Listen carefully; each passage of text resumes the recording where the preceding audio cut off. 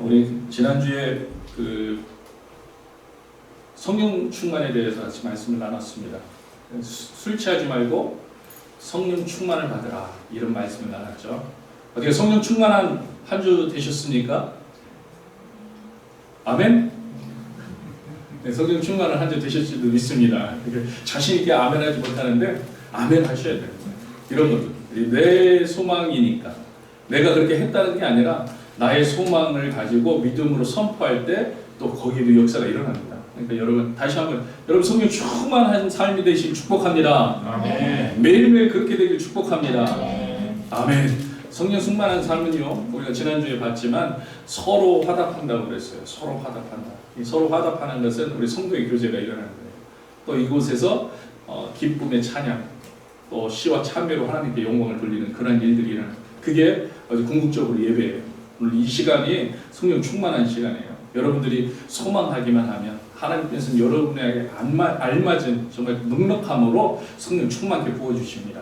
또한 범사에 감사하는 것이 성령 충만한 삶의 모습이라고 얘기했습니다. 또 예수 그리스도를 경외함으로 피차 복종하는 것이 성령 충만이라고 그랬어요. 여러분, 여기에서 오늘 본문이 시작됩니다. 여기에서 오늘 본문이 시작돼요. 그러니까 성령 충만함에서부터 시작되는 거예요. 성령 충만함. 여러분, 오늘 본문이 그래서 어떻게 보면 오늘 본문부터가 그 구체적인 예예요. 피차 복종하라는 이 부분의 구체적인 예. 그래서 남편과 아내의 관계를 예로 들으면서 설명하고 있는 거죠. 또 그 뒤에 이어지는 본문 가운데 부모와 자녀의 관계에 대해서, 또 상전과 종의 관계를 가지고 성령 충만함에 피차 복종하는 삶이 무엇인가? 여러분, 이것을 제가 왜 말씀을 드리냐면, 이 전제를 갖지 않으면 우리 세상 기준이 자꾸 들어가요. 그래서 복종이라는 단어에 기분이 나빠요. 오늘 그 말씀 읽자마자 아내들이 기분이 조금 상하셨을 것 같아요. 아내들이 자기 남편에게 복종하기를 죽게 하듯 하라, 이렇게 나오니까 이거 참 이거 어떻게 해석해야 되나, 이거 맞는 말인가, 이런 분들이 있을 거 아니에요. 또 요즘같이 여권 신장 또 이런 부분에서 또 많은 관심을 가지고 있는 그런 분들은 이거는 조금 구시대적인 발상 아닐까, 이런 생각도 할 수 있습니다. 근데 여러분, 그렇지가 않아요. 우리가 성령 안에서예요. 성령 충만한, 우리가요 새로운 관계가 벌써 이루어졌잖아요. 성령 충만함의 새로운 관계. 사실은 하나님께서 만들어 주신 관계인데 우리가 그걸 잃었어요. 죄로 말미암아 잃었다가 다시 회복되게 되는 그러한 새로운 관계, 새 사람의 관계, 여기에서 성령 충만한 관계에서 서로 복종하는 것이 무엇인가를 디테일하게 오늘부터 바울은 이야기해주고 있어요. 그래서 사실요, 아내만 복종하는 게 아니라 남편도 복종하는 거예요. 서로 복종하는 거예요. 근데 단어가 달라요. 기능이 달라요. 하는 일이 달라요. 서로 다른 표현을 주셨어요. 여러분, 이 점을 우리가 주의 깊게 봐야 되는 거예요. 주의 깊게. 한마디로요, 우리가 생각하는 일반적인 복종의 개념과는 전혀 다릅니다. 이렇게 생각하시면서 보면 돼요. 우리가 이미 오늘 본문을 읽어서 알고 있지만요, 22절 말씀, 아내들이여 자기 남편에 복종하기를 죽게 하듯 하라. 죽게 하듯 하라.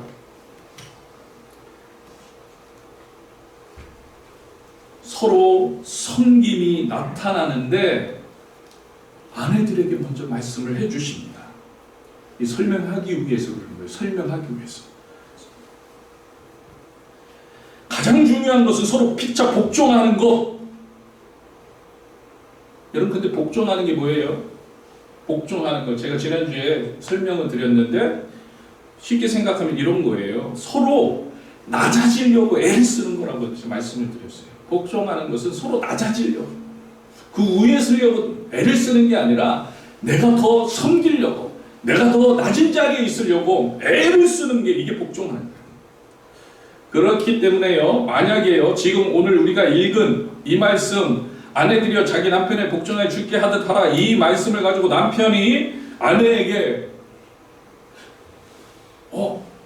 여보, 성경을 봐봐. 성경 봐봐. 아내들이여 남편에게 복종하라. 그러니까 내 말에 복종해. 이렇게 자기를 섬기라는 식으로 적용하면 된다고요? 안 된다고요? 안 되는 거예요. 안 돼요. 왜요? 그 기본 바탕은 피차 복종하기에 있기 때문에. 기본 바탕은 성령 충만함은 서로 피차 복종함. 근데 피차 복종함이 내 복종이 아니라 그리스도를 경외함으로 피차 복종이에요. 그러니까 그리스도를 경외함의 그 근거를 가지고 피차 더 낮아지려고 하는 거예요. 그렇기 때문에 상대방 입장에서 이것은 해석되어야 된다. 나를 주장하지 마시고 상대방 입장에서 아내들은 남편을 바라보면서 복종하는 거예요. 복종하는 거예요. 아내가 남편을 생각하면서 그래 가정의 리더임을 인정해야지 그러면서 자연스럽게 될 수 있어야 한다는 거예요. 자연스럽게. 그러니까 남편들도요, 자연스럽게 아내들이 남편을 복종할 수 있는 분위기가 돼야 돼요. 그러려면 제가 나중에 말씀드리겠지만 남편의 책임이 크다는 거예요. 남편의 책임이 큽니다. 왜요? 우리가 그리스도께 복종할 수 있는 것은 그리스도이기 때문에 복종하는 거잖아요. 그리스도의 어떤 부분을 보고요? 그리스도의 희생적인 사랑과 십자가의 사랑을 보고 우리가 복종을 결단하는 거, 자연스럽게 볼 거예요. 그러니까 이 말은요, 사실은 남편에게 더 큰 책임이 있는 거예요. 남편에게 책임. 아내가 남편을 생각하면서 그래 가정의 리더임을 인정해야지 그러면서 기도하고 또 섬길 수 있고 이게 자연스럽게 될 수 있고 남편은요 아내를 생각하면서 나중에 다시 이야기하겠지만 자기 몸처럼 사랑함으로 섬기고 뭐예요? 이렇게 상대방의 입장에서 이 말씀이 서로에게 적용이 돼야 한다는 거예요. 이 말씀의 근거는 거기에 있다는 거예요. 성령 충만을 받아라. 그래서 피차 복종해라. 그래야 오늘 본문에 보니까요 온전히 한 몸이 될 수 있다. 이건 반대로요 항상 반대의 입장도 표현이 됩니다. 한 몸이기 때문에 온전히 한 몸이기 때문에 당연히 서로 복종할 수 있다는 거예요. 왜요? 그리스도가 교회의 한 몸인 것처럼 그리스도에게 그렇게 하신 것처럼. 그래서 정말 자연스럽게 이런 관계가 이루어져야 합니다. 남편이 그 가정에서 책임을 다하는 남편이 되고요. 아내가 그 가정에서 남편의 책임을 다할 수 있도록 돕는 그 역할을 잘 할 수 있어요.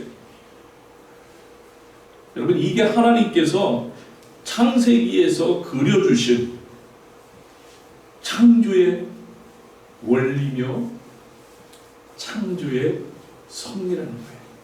여러분 창세기 2장 18절 한번 보세요. 같이 읽겠습니다. 여호와 하나님이 이르되 사람이 혼자 사는 것이 좋지 아니하니 내가 그를 위하여 누구를 지었다고요? 돕는 배필 도라는 거예요. 돕는 배필. 2장 20절도 보세요. 아담이 모든 가축과 공중의 새와 들의 모든 지에 이름을 주니라. 이건 뭐예요? 하나님이 주신 일이에요. 소명. 아담이 돕는 배필이 없으므로 주시는 일을 하는데 돕는 배필이 없는 거예요. 그러므로 아담을 잠들게 하세요. 그리고 갈빗대를 취합니다. 그리고 여자를 만드시고 아담에게 이끌어 오셨습니다. 그리고 주신 말씀이 이러므로 남자가 부모를 떠나 그의 아내와 합하여 둘이 한 몸을 이룰지어다. 이게 창세기 2장 24절 말씀. 오늘 이 말씀을 에베소서에서 그대로 인용하고 있어요. 31절에서 인용합니다. 그러니까 남자가 있고요. 돕는 배필인 여자가 있고 뭐를 통해서? 결혼을 통해서 한 몸이 되는 거예요. 여러분 나중에 기회 되면 결혼에 대한 이야기를 해줄게요. 너무 그러니까 결혼은요 신성한 서약이에요. 새로운 몸이 탄생하는 거예요. 결혼은요 그냥 이렇게 둘이 만나서 남자가 여자가 만나서 그냥 같이 산다는 게 아니고 한 몸이 되는 거예요. 한 몸. 성경은요 하나님은 그런 놀라운 비밀을 결혼에 두셨습니다. 여러분 한 몸입니다. 한 몸. 남편과 아내는 한 몸이에요. 한 몸은 하나라는 거예요. 하나. 팔이요, 다리 보고 나만 복종해, 이럴 수 없습니다. 그리고 팔, 다리 뭐 할 거 없이 그것을 움직이게 하는 기능은 어디에서 하냐면 머리에서 하는 거예요. 근데 머리만 있으면 아무것도 할 수 없어요. 이게 한 몸입니다. 어떤 이러한 한 몸의 관계가 어떤 상하의 관계로 된다면 문제가 발생하는 거예요.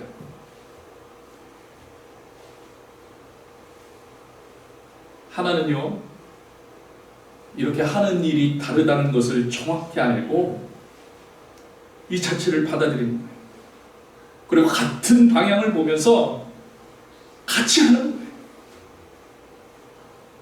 여러분, 이런 남편과 이런 아내 되시길 축복합니다. 축복합니다. 그리고 기억하세요. 결혼을 통해서 부부는 한 몸이 되었습니다. 이게 하나님의 기본 원리라는 거예요. 이 시간요, 부부로 참석하신 분들, 옆에 부부로 참석하신 분들, 좀 거리로 떨어져 있는 분들도 많이 계시지만 가까이 계시면 한번 손을 이렇게 잡아주세요. 손을 잡아주세요.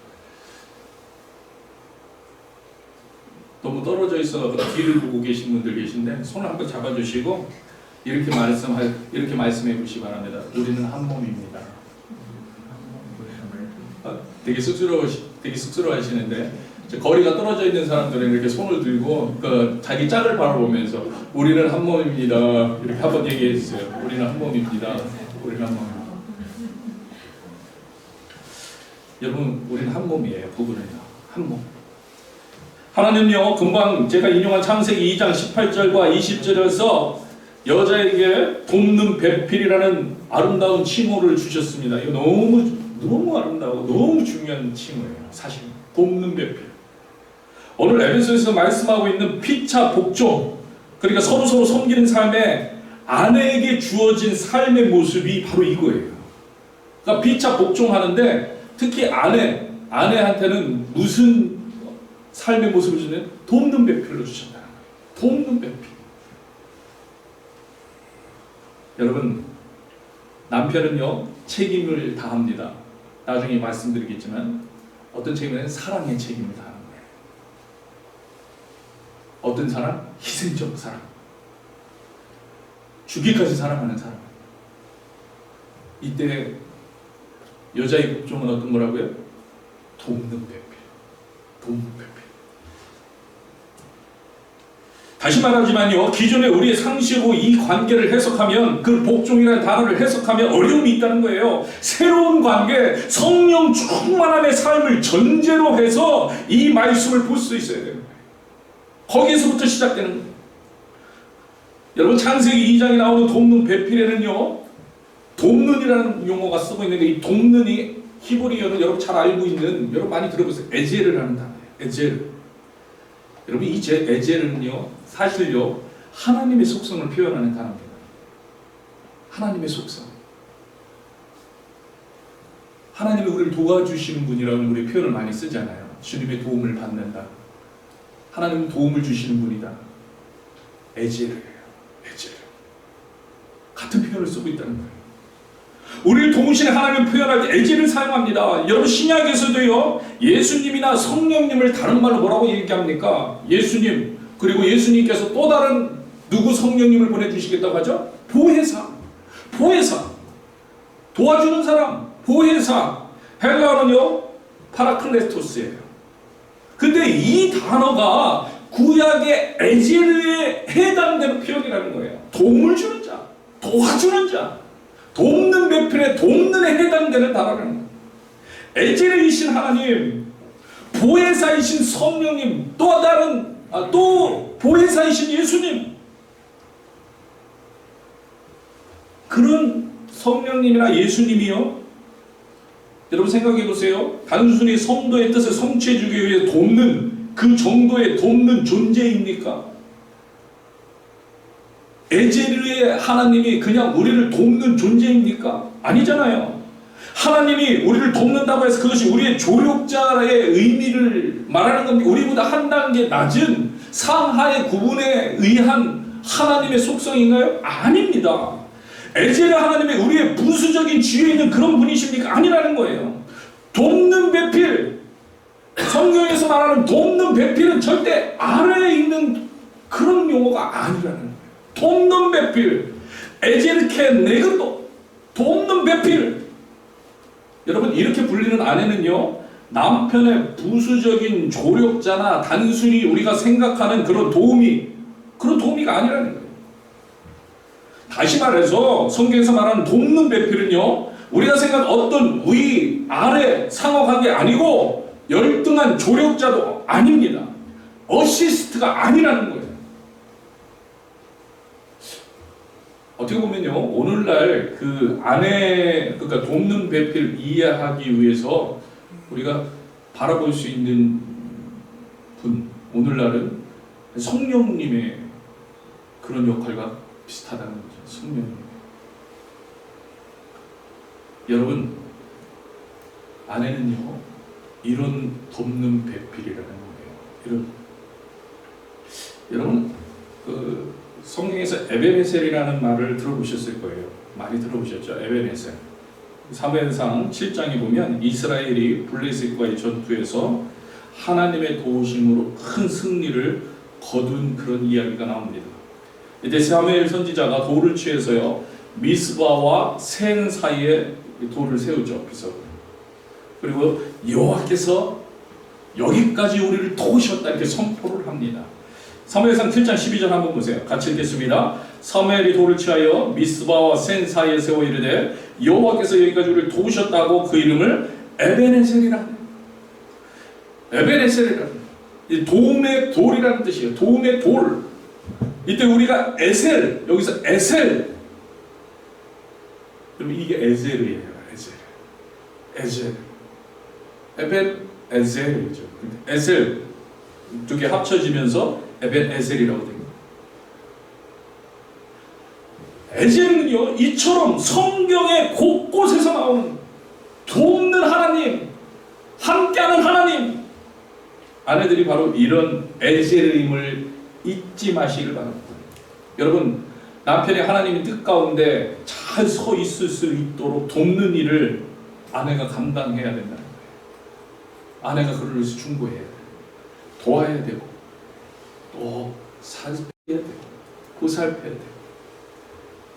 남편이 가정에서 리더로서 책임 있는 행동을 잘 할 수 있도록 돕는 일을 아내들이 감당해야 합니다. 여러분, 시편 46편 1절 한번 같이 보세요. 같이 읽겠습니다. 하나님은 우리의 피난처시요 힘이시니 환난 중에 만날 큰 도움, 에제르이시니라. 에제르이시니라. 이와 같이요, 부부가 한 몸이 되어 가정을 잘 세워가는데 성령 충만한 가정이 되는데 아내의 도움이 정말 필요하다는 거예요. 정말 중요하다는 거예요. 하나님은요, 아담에게 소명을 잘 감당할 수 있도록 돕는 배필인 아내 하와를 주셨습니다. 이 원리는요, 아무리 시대가 바뀌었어도 동일하다는 거예요. 아무리 여권하는 시대, 또 아무리 그때와 지금은 다르다고 이 말씀을 이상하게 생각하는 그 시대가 되었어도 이 말씀은요, 그 원리 가운데 그대로 인정되고 있다는 거예요. 결국요, 남자와 여자가 결혼하면 한 몸이 되는데요, 가정에서 남편과 아내에겐 구별이 있고 그에 따라서 기능적인 질서가 부여되고 있다는 거예요. 질서가 부여돼요. 남편과 아내는요, 지배자와 피지배자의 관계가 아니라 그리스도의 사랑에 기초한 희생적인 사랑, 바로 그 사랑으로 결합된 관계라는 거예요.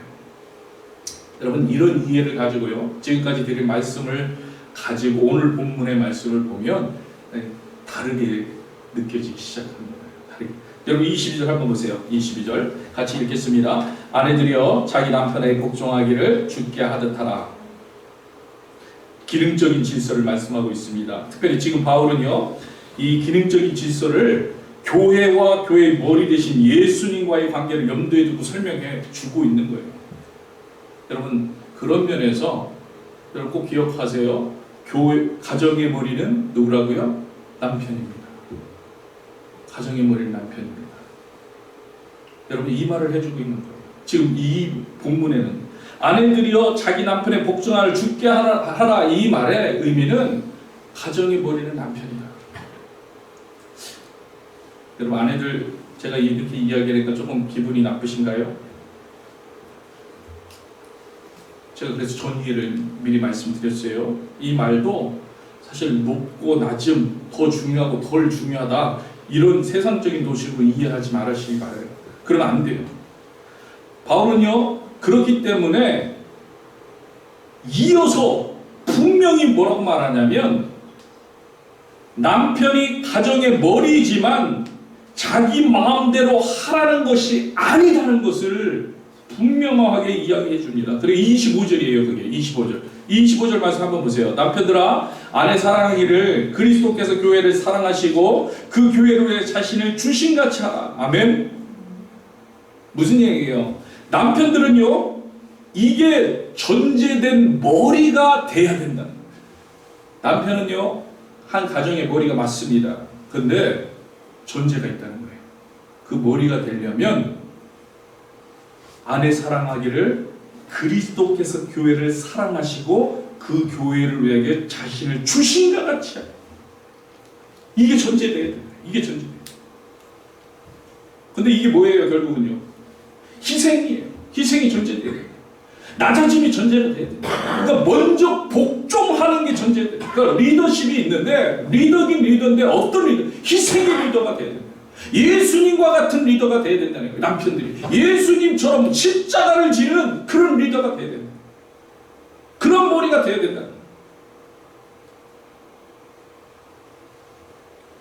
그래서 23절 보세요. 예수님은요, 뭐라고 얘기하냐면 친히 몸의 구주가 되셨다고 이야기하고 있는 거예요. 예수님이 어떤 머리냐? 친히 구주가 되는 머리다 이거예요. 친히 십자가에서 희생을 하신, 우리를 구원해 주신, 그러니까 가족을 구원하는 머리, 가족을 위해서 희생하는 머리, 자기가 높아지려고 하지 않고 낮아지셔서 더 세워주려고 하는 머리. 예수님이 그랬잖아요. 예수님. 그게 23절의 말씀. 결국요, 남편은요, 아내의 지배자나 권력자가 아니라 희생의 사랑을 할 수 있어야 된다. 섬길 수 있어요. 자기보다 더 중요하게 여길 수 있어야 한다는 거예요. 결국 그게 어떻게 돼요? 그러니까 아내가 복종하고 남편이 희생하고, 남편이 희생하고 아내가 복종하고, 단어가 다른 거예요. 근데 하는 역할이 다르지만 결국은 어때요? 이러한 일들이 일어나는 성령 충만. 그게 한 몸에서 둘이 똑같게 나가면 한 몸이 될 수가 없는 거예요. 달라요. 달라. 근데 성령 충만함으로 그게 하나가 되는 거예요. 하나. 결국요, 그러므로 복종이라는 것은요, 헌신적인 사랑, 그리고 또 그 응답을 말하고 있는 거예요. 그 응답. 그리고 그 기준은 어디에 있다고요? 예수 그리스도에게 있다는 거예요. 나의 복종이 아니고, 나의 기준의 헌신이 아니고, 나의 기준의 희생이 아니고, 그 기준은 예수 그리스도. 여러분, 다시 처음으로 와서요, 아내들이여 남편에게 복종하시기 바랍니다. 아멘. 아멘 소리가 작은 것 같습니다. 아내들이여 남편에게 복종하시기 바랍니다. 아멘. 내 생각으로 좀 아닌 것 같아도요, 여러분 살다 보면 그렇잖아요. 아닌 것 같을 때 많아요. 그렇죠? 괜히 똥꼬집 부리는 것 같고 남편이 이게 맞는 것 같은데 자꾸 저렇게 하자고 하고, 그래도요, 예수님의 마음으로 남편에게 복종하시기 바랍니다. 이것은요, 남편의 권위를 인정하라는 것이 아니에요. 남편에게 그런 책임이 있다는 거예요. 남편에게 책임이 있습니다. 가정은 하나님 그렇게 만드셨어요. 남편에게 그런 책임을 주셨다는 거예요. 남편에게 그런 책임이 있다는 거예요. 한 가정에서 남편은요, 주도권의 책임이 있습니다. 가정의 영적 필요를 채워줄 주도권의 책임이 남편에게 있습니다. 그러니까 남편이 더 신앙생활 더 열심히 하셔야 돼요. 더 기도하시고. 그리고 성격도 여러분 잘 알잖아요. 남자고 여자가 달라요. 남자는요 조금 이렇게 진행적이에요. 주도적이고 그리고 뭔가 이렇게 일 중심. 여자는요 그걸 백업하는 일들을 참 잘합니다. 그런데 그런 성격들을 인정해 주셔야 돼요. 하나님 그렇게 만드셨어요. 그래서 그 주도권을 주라는 거예요. 주도권. 그게 질서라는 거예요. 가정의 재정적인 필요를 채워줄 주도권 책임이 남편에게 있다는 거예요. 남편이 그래서 일을 해서 수고해서 재정적인 책임을 지는. 물론 요즘은요 맞벌이도 하고 또 여자가 더 일을 하기도 하고 그런 것도 있어요. 그래도 그럼에도 불구하고 그래서 그런 책임이 남편에게 있다는 거예요. 남편에게 있다. 애들 교육 요즘 어머니들이 다 하죠. 그럼에도 불구하고 궁극적으로 남편에게 있다는 거예요. 남편에게. 여러분 이런 것들을 인정해요. 그 책임이 남편에게 있다는 거예요. 그러니까 하나님께서 세우신 가정, 다시 말해서 믿음의 가정에서 이런 원리를 인정하며 내가 그 질서 가운데서 서로 복종하는 것이 아주 중요합니다. 그 책임이 있는데 그 책임은 남편이 가지고 있는 그 책임은 희생적인 그래서 사랑의 책임. 그러니까 가정을 위해서 희생적으로 사랑해야 돼요. 희생적으로 그 책임을 다해야 된다는 거예요. 그러니까 요즘 그 남편들이 세상에서 이렇게 일하시고 돈 벌고 그러려고 정말 세상 말로 뼈골 빠지게 일하시는 그거 희생적인 사랑을 그거 감당하셔야 됩니다. 감당하시는 그게 하나님의 그 남편에게 주신 가정을 향한 사랑, 가정을 향한 책임이에요. 책임 남편에게 있습니다. 하나님 앞에서 결혼의 서약은요 바로 이런 질서, 이런 복종, 이런 희생의 사랑, 이런 새로운 언약을 이루어 주셨음을 선포하면서 그 언약 관계로 들어가는 거예요. 여러분 오늘부터 이런 성숙한 복종이 있게 되기를 축복합니다. 축복합니다. 여러분 여긴 의지적인 결단이 필요해요. 복종이라는 단어. 의지적인 결단. 그리고 아내는요 그 남편이 잘 감당할 수 있도록 계속해서 돕는 배필이 돼야 되는 거죠.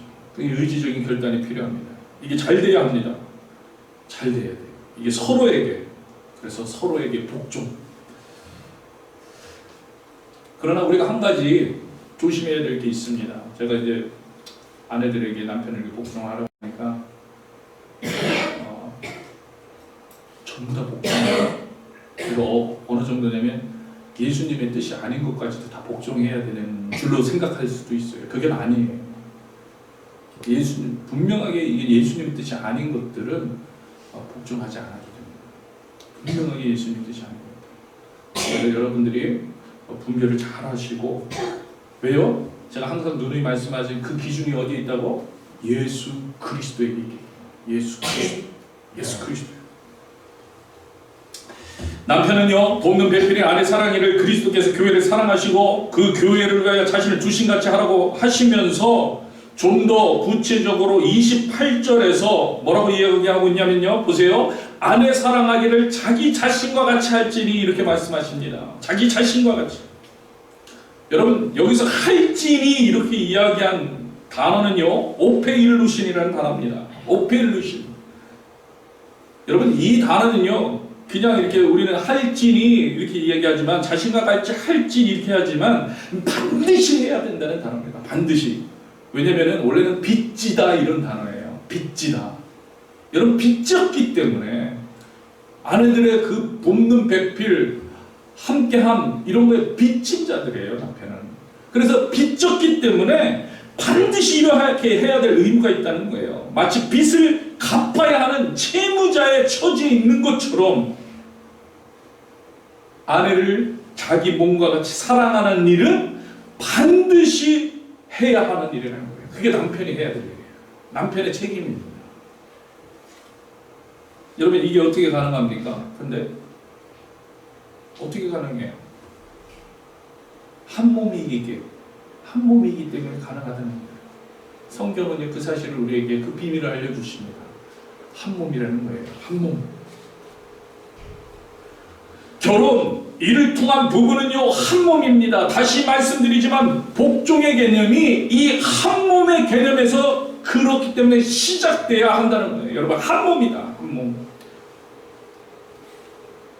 그래서 다스림이 아니라 사랑이에요.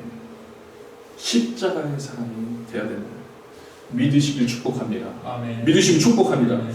혹시자는요 이런 질문을 할 수 있을 겁니다. 남편 중에 자기 몸을 사랑하지 않는 사람도 있는데, 그렇죠? 남편 중에 자기 몸을 자기 몸처럼 사랑하라고 하면 자기 몸을 사랑하지 않는 사람은 그거 잘 못 느끼지 않겠느냐. 여러분 항상 제가 말씀드리면 그런 이상한 사람들, 예외적인 사람들 생각하지 마시고, 말씀을 드릴 때 자꾸 예외적인 것들 자꾸 이런 사람들도 있을 수 있는데 저런 사람도 있을 수 있고, 그러면 심에 빠져요. 그러니까 그런 예외적인. 그래서 바울도요 오늘 29절에서 뭐라고 말하고 있습니까? 밝혀주는데 29절에 누구든지 뭐예요? 어떤 남편이든지 제 육체를 미워하지 않고 양육하고 보호한다, 이 이야기를 먼저 해주고 있는 거예요. 이 평범한 사실 전제로 하고 있음을 분명히 밝혀주고 있는 거예요. 그리고 이처럼 아내를 돌보라는 거예요. 이처럼 아내를 돌보라.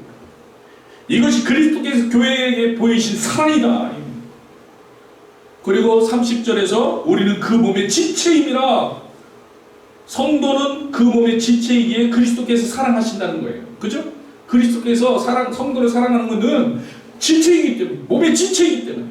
그렇듯이 남편들도 자기 아내를 헌신적으로 사랑하는 그 이유가 어디 있느냐? 자기의 지체이기 때문에, 한 몸이기 때문에. 이 사실을 분명히 알라고 이야기합니다. 다시 말합니다. 서로 복종하라. 아내들도 남편들도 한 몸의 지체이기 때문입니다. 그리고 이게 작게는요 가정이지만 결국 궁극적으로는요 우리 모두가 그리스도 예수의 몸의 지체가 됩니다. 그렇죠? 그렇기 때문에 사실은요 우리 서로가 순종하고 격려하고 복종하고, 교회 리더와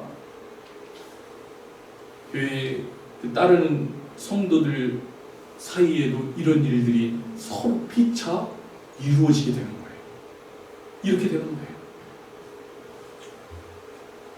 서로 순종하며 자기 희생적인 사랑을 아끼지 말아야 함을 분명히 밝히고 있는 겁니다. 이제 결론을 냈습니다. 결론의 말씀은요 33절에 이렇게 나오고 있어요. 33절에 한번 읽어보세요. 지금까지 드린 이야기를 여러분들이 가지고 보면은 무슨 말씀이신지 완전하게 결론이 되어지고 있는 거죠. 같이 읽겠습니다. 그러나 너희도 각각 자기 아내 사랑하기를 자신같이 하고, 아내도 자기 남편을 뭐하라고요? 존경하라. 아멘. 이게 결론입니다. 이게 결론. 그러므로 오늘 본문의 피차 복종하는 삶은요 다시 말씀드리지만 성령 충만한 삶의 모습입니다. 성령 충만함으로 그리스도를 경외함으로 피차 복종하게 되는 우리 모두가 될 수 있기를 주님의 이름으로 축복합니다. 그래서요 제가 마지막으로 에베소서 5장 21절 지난주 본문 말씀인데 이 말씀을 한번 같이 읽고요 우리 같이 찬양하기 원합니다. 에베소서 5장 21절 말씀 같이 읽겠습니다. 시작. 그리스도를 경외함으로 피차 복종하라. 아멘. 아멘. 그리스도를 경외함으로 피차 복종하는 저와 여러분들이 주님을 축복합니다. 오늘 이 시간에 같이 찬양하기 원합니다.